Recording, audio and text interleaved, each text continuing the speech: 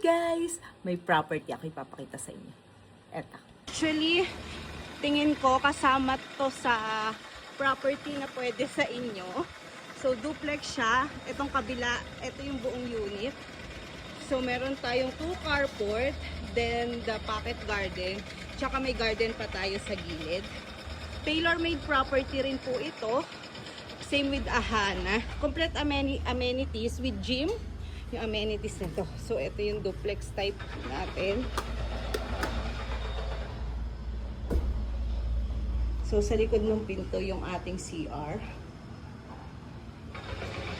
Then, the living and dining area. Tapos dito entertainment. Ito yung ating lahat ng unit is may pocket garden sa gilid. Service area. Kasi duplex type siya. Tapos may pinto rin tayo dito. Papunta sa service area. Hindi ko lang mabuksan. And storage. Storage dito sa baba. Kaya tayo.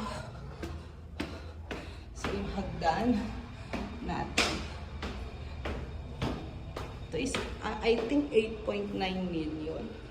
Yan. Hagdan natin. Ito yung 1 bedroom niya. Single bed siya. Yan. Tapos dito yung cabinet. With window. Ito yung bedroom number 2. Yan. Then, study area. Common CR.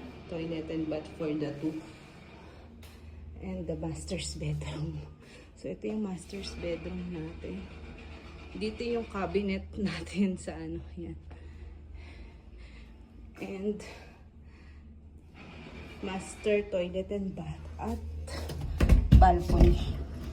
Ito yung balcony.